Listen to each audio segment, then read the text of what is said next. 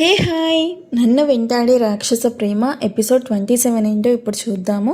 ఇక లేట్ చేయకుండా మన స్టోరీలోకి వెళ్దాం. డిన్నర్ టైం అవుతూ ఉన్న రూమ్ డోర్ ఓపెన్ చేయని కొడుకు కోసం వెయిట్ చేస్తూ హాల్లోనే అటు ఇటు వాకింగ్ చేస్తూ ఉంటుంది స్వాతి. తనను అరగంట నుండి చూస్తూ ఉన్న శ్రీరామ్ తలకొట్టుకొని, రూమ్ డోర్ ఓపెన్ చేసిన వాడు హాల్లోకి రాడా, నువ్వు నీ ఆత్రం, వెళ్ళి నాకు డిన్నర్ వడ్డించు, ఫీలింగ్ హంగ్రీ అంటూ టీవీ ఆఫ్ చేస్తూ స్వాతి వైపు చూస్తూ చెప్తాడు. శ్రీరామ్ వైపు కోపంగా చూస్తూ, మీకు కొంచెమైనా బుద్ధుందా? వాడు మార్నింగ్ అనగా కోపంగా రూమ్లోకి వెళ్ళి డోర్ లాక్ చేసుకున్నాడు. ఇప్పటి వరకు ఏమీ తినలేదు. నేను ఎంత డోర్ నాక్ చేస్తూ ఉన్నా ఓపెన్ చెయ్యట్లేదు.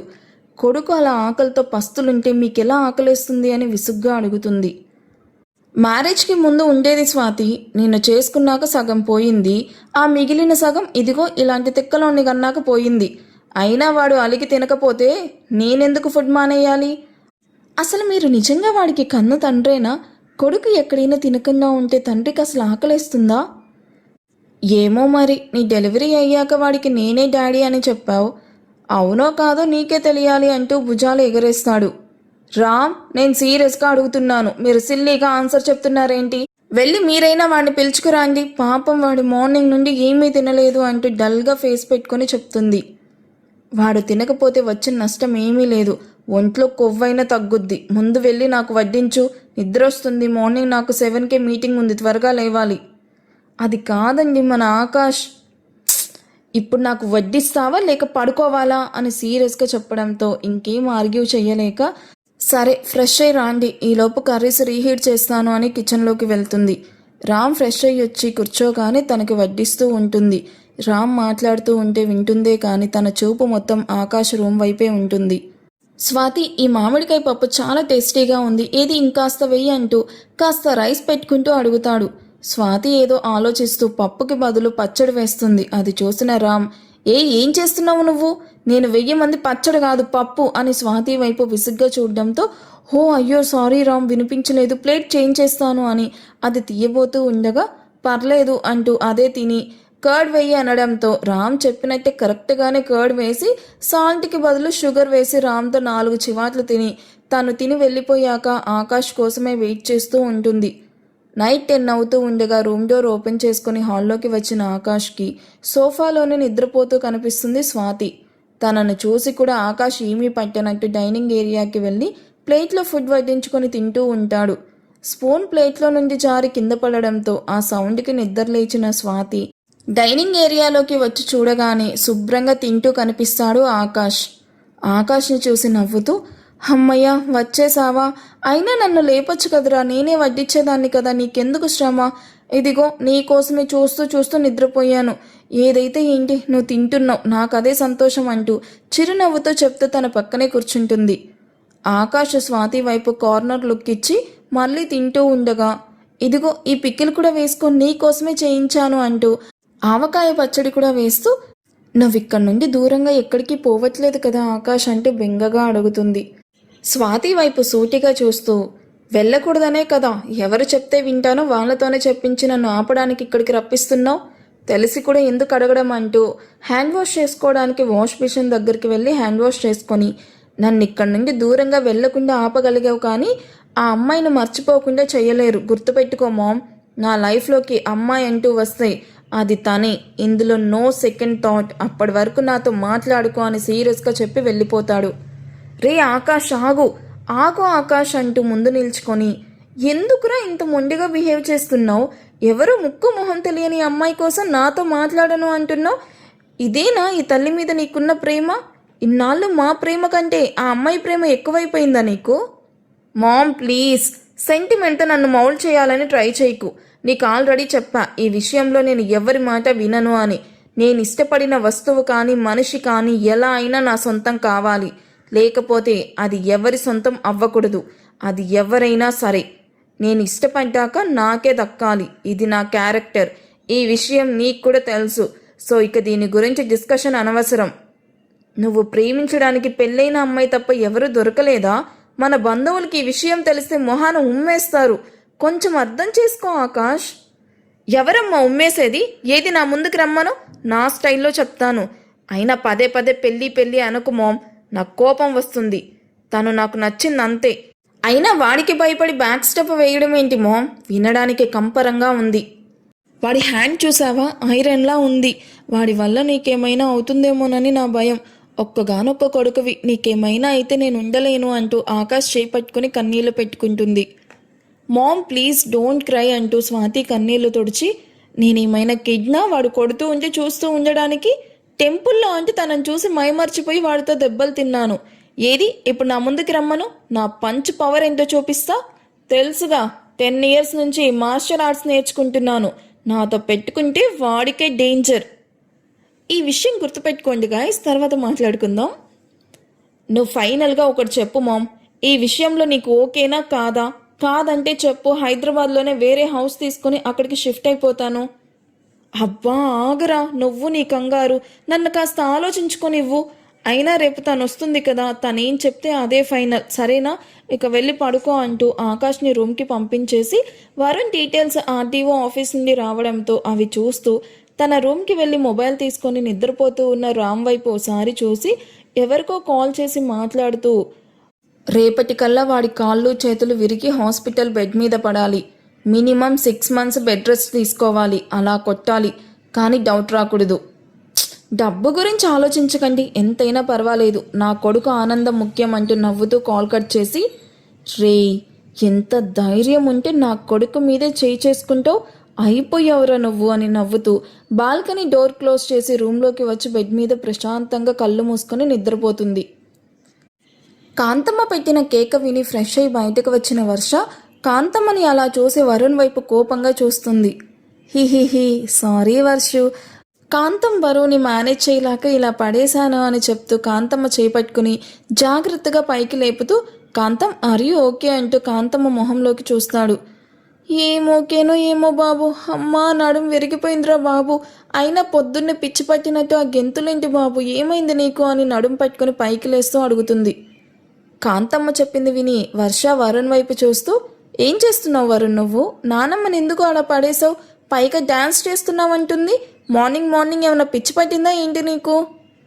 అది కొన్ని విషయాలు తెలిసినప్పుడు ఆ హ్యాపీనెస్ మనసులో దాచుకోలేను, అందుకే ఇలా. సారీ కాంతం అంటూ వర్ష బుగ్గ మీద గట్టిగా ముద్దిచ్చి నవ్వుకుంటూ ఫ్రెష్ అయ్యి జిమ్ రూమ్కి వెళ్తాడు. ఈ వరుణ్కి ఏదో అయ్యింది ఈరోజు అని తల కొట్టుకొని, అయినా నానమ్మ ఎందుకు పైకొచ్చావు నువ్వు? ఫ్రెష్ అయ్యి నేనే కిందకొచ్చేదాన్ని కదా, ముందిలా పడుకో, నడుం నొప్పి తగ్గడానికి ఆయింట్మెంట్ ఉందేమో చూస్తాను అంటూ ఆయింట్మెంట్ కోసం కబోర్డ్లో చూస్తూ ఉంటుంది. రోజు ఈ పాటికి కిందకొచ్చేదానివి కదా పాప, ఈరోజు రాలేదు, ఏమైనా బాగాలేదేమో అని నీకు కాఫీ తీసుకుని వచ్చాను అంటూ వర్ష రాస్తూ ఉన్న ఆయింట్మెంట్కి కాస్త రిలీఫ్గా ఉండడంతో కళ్ళు మూసుకుంటుంది కాంతం. అదేం లేదు నానమ్మ, మెలకు రాలేదంతే, పెయిన్ తగ్గిందా అంటూ నడుం మీద లైట్గా ప్రెషర్ ఇస్తూ నొక్కుతూ 15 నిమిషాల తర్వాత అడుగుతుంది. తగ్గిపోయింది పాప అని వర్ష హెల్ప్తో పైకి లేచి, నువ్వు హ్యాండ్ వాష్ చేసుకొని రెడీ అయ్యి రా పాప, కాఫీ కూడా చల్లగా అయిపోయింది, నువ్వు పూజ చేసేలోపు నేను వంట చేసి రెడీ చేస్తాను అని కాంతమ్మ కిందకి వెళ్ళిపోతుంది. వర్ష రెడీ అయ్యి కిందకి వెళ్ళి పూజ చేసేలోపు కాంతమ్మ వంట రెడీ చేసి టేబుల్ మీద పెట్టేస్తుంది. వరుణ్ రెడీ అయ్యి వచ్చాక ఇద్దరూ కలిసి బ్రేక్ఫాస్ట్ చేసి కార్లో ఆఫీస్కి స్టార్ట్ అవుతారు. వరుణ్ డ్రైవ్ చేస్తూనే వర్ష వైపు చూసి, నువ్వు నన్ను ఇష్టపడడం స్టార్ట్ చేసావు వర్షు, అది నాకు క్లియర్గా తెలుస్తుంది. నిన్నిక్కడికి తీసుకొచ్చినప్పుడు కేవలం నా మీద అసహ్యం కోపం మాత్రమే చూపించే నువ్వు ఇప్పుడు నా మీద కేరింగ్ ప్రేమ అభిమానం అన్నీ చూపిస్తున్నావు. నా కోసం నిన్ను నువ్వు చాలా మార్చుకున్నావు. చాలా హ్యాపీగా ఉంది వర్షు, నీతో లైఫ్ లాంగ్ ఇలాగే సంతోషంగా ఉండాలనుంది అని అనుకుంటూ వర్షాని అపురూపంగా చూస్తూ ఉంటాడు. హే కార్ అంటూ వర్ష సడన్గా అరవడంతో వర్ష నుండి చూపు తిప్పుకొని అలర్ట్ అవుతూ ఎదురుగా వస్తున్న వెహికల్కి డాష్ ఇవ్వకుండా లెఫ్ట్ సైడ్ కార్ స్టీరింగ్ని తిప్పి కార్ని సైడ్ ఆపి వర్ష వైపు చూస్తాడు. కొంచెం కూడా బుద్ధి లేదా నీకు? డ్రైవింగ్ చేస్తున్నప్పుడు ఎక్కడ చూస్తున్నావు? రోడ్ చూసి డ్రైవ్ చేయి, కొంచెం ఉంటే ఇద్దరం హాస్పిటల్లో పడేవాళ్ళం అంటూ అరుస్తూ ఉన్న వర్షాన్ని చూసి తనను తన మీదకి లాక్కొని తన కళ్ళల్లోకి చూస్తూ, ఎందుకో ఇవాళ నాకు చాలా చాలా నచ్చేస్తున్నావు వర్షు, నీ నుండి చూపు కూడా తిప్పుకోలేకపోతున్నాను, ఏం చెయ్యను అంటూ వర్ష తలకి తన తలతో చిన్నగా ఢీకొట్టి, ఇవాళ నేను చాలా హ్యాపీగా ఉన్నాను, చెప్పు నీకేం కావాలి అంటూ వర్ష కింద పెదవి లాగుతూ హస్కీగా అడుగుతాడు. వరుణ్ ఏంటి మార్నింగ్ నుండి తేడాగా బిహేవ్ చేస్తున్నాడు, అసలు ఏమైంది తనకి అని ఆలోచిస్తూ ఉంటుంది వర్ష. ఏయ్ నిన్నే చెప్పు నీకేం కావాలో అంటూ నాలుకతో వర్ష మెడ మీద రాస్తూ మత్తు కళ్ళతో చూస్తాడు. వర్ష వరుణ్ చేస్తున్న పనికి షాక్ అయ్యి నీలుక్కుపోతుంది. వరుణ్ వదులు, ఏం చేస్తున్నావు నువ్వు? మనం రోడ్డు మీద ఉన్నాం, లీవ్ అంటూ వరుణ్ నుండి విడిపించుకోవడానికి ట్రై చేస్తూ వరుణ్ని నెత్తడానికి చూస్తుంది. కానీ వరుణ్ వర్షాన్ని వదలకుండా మెడ మీద గట్టిగా కొరికి తనను మళ్ళీ సీట్లో కూర్చోపెట్టి కార్ స్టార్ట్ చేస్తూ, నీకు 5 minutes టైం ఇస్తున్నా, నీకేం కావాలో చెప్పాలి, లేకపోతే నేను ఏమి ఇచ్చినా కాదు అనుకుంటే తీసుకోవాలి అని చెప్పి కార్ స్టార్ట్ చేస్తాడు. ఇక్కడ కూడా శాడిజం చూపిస్తున్నాడు. ఇలా బెదిరించి ఇష్టమైనవి ఇచ్చేవాళ్ళని ఇంతవరకు ఎక్కడా చూడలేదు.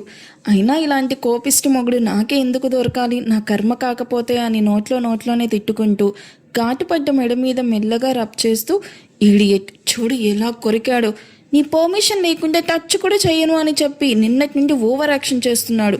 నాకు తిక్క రేగాలి, అప్పుడు కానీ వీడి పని చెప్పను. నీకిచ్చిన టైం అయిపోయింది, నౌ ఇట్స్ మై టర్న్.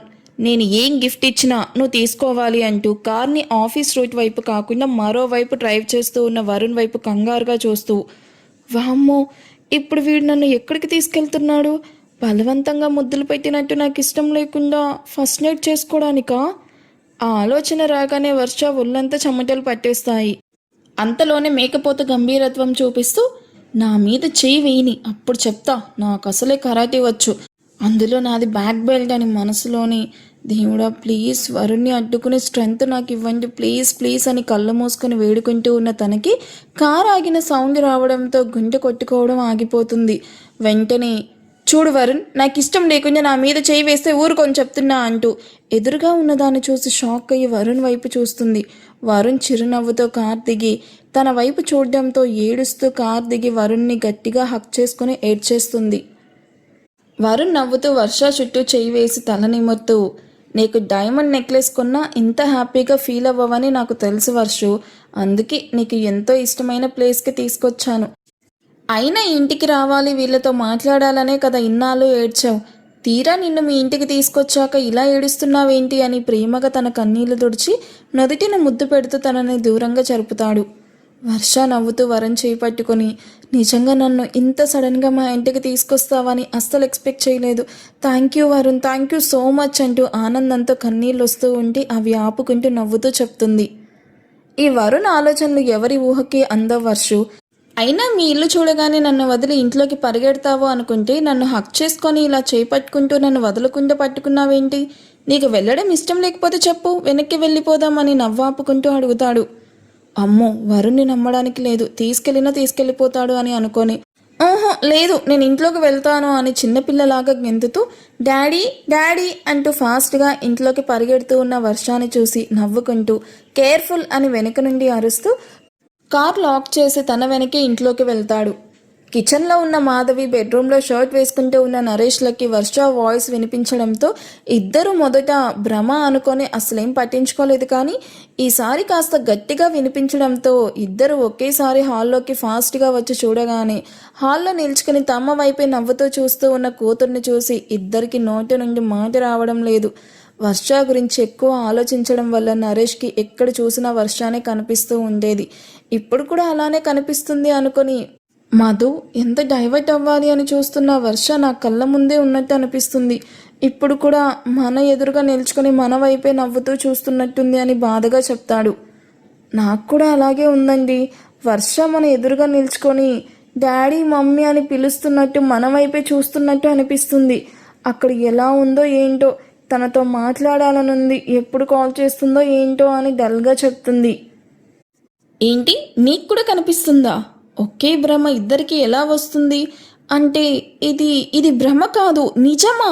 మన వర్ష నిజంగానే వచ్చింది అని ఆనందంగా చెప్తూ వర్ష వైపు ఫాస్ట్గా నడుస్తూ వెళ్తాడు.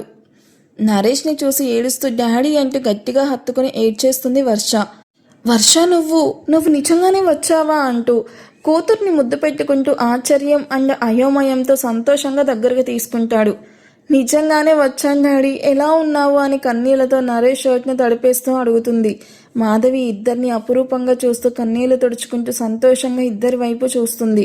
నరేష్ని వదిలి మాధవిని హక్ చేసుకొని మమ్మీ ఎలా ఉన్నావు అంటూ మాధవి గుండెల్లో ఒదిగిపోయి పసిపాపలాగా మారిపోతుంది.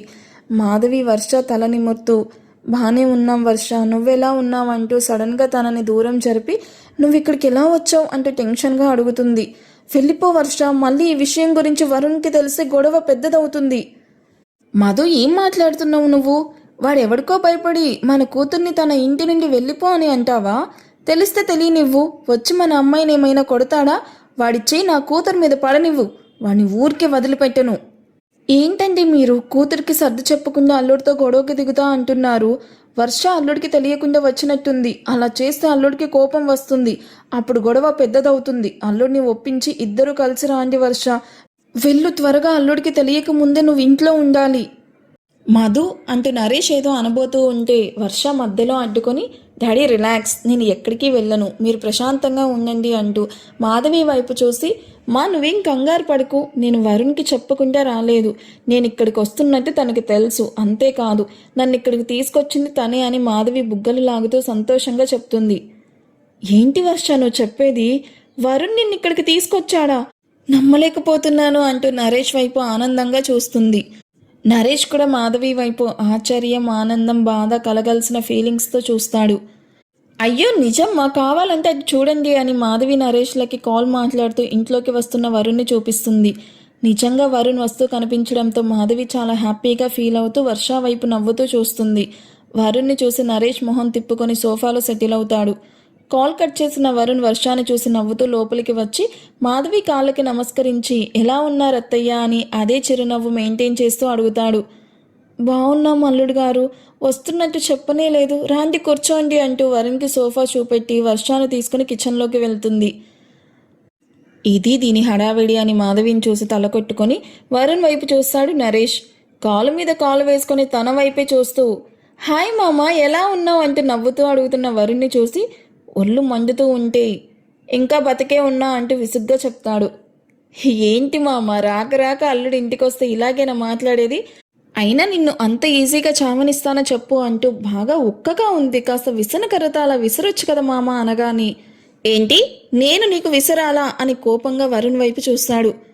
తప్పేముంది మామ, పెళ్లిలో ఎలాగో కాళ్ళు కడగమని చెప్తే కడగలేదు, కనీసం ఇదైనా చేస్తే పుణ్యం వస్తుంది.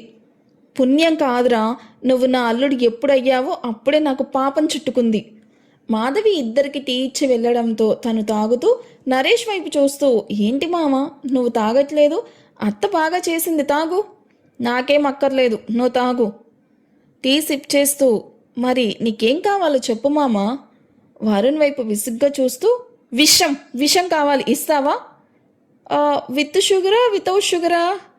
నరేష్కి ఒళ్ళు మండిపోతుంది, ఫుల్ కోపంగా ఉన్నాడు. సరే, మామ అల్లుడి కాన్వర్జేషన్ ఎలా అనిపించిందో కామెంట్లో చెప్పడం అస్సలు మర్చిపోకండి. అండ్ నిన్న కొంతమంది కామెంట్ చేశారు, ఆన్సర్ కరెక్టా లేదా అనేది, దానికి రిలేటెడ్ ఎపిసోడ్ వచ్చినప్పుడు నేను నేమ్స్ డిస్ప్లే చేస్తాను, ఓకేనా? అండ్ ఈ ఎపిసోడ్ ఎలా అనిపించిందో కామెంట్ చేయండి. వీడియో మీకు నచ్చితే ప్లీజ్ లైక్ చేసి హైప్ ఇవ్వడం అస్సలు మర్చిపోవద్దు. Thank you for watching, bye.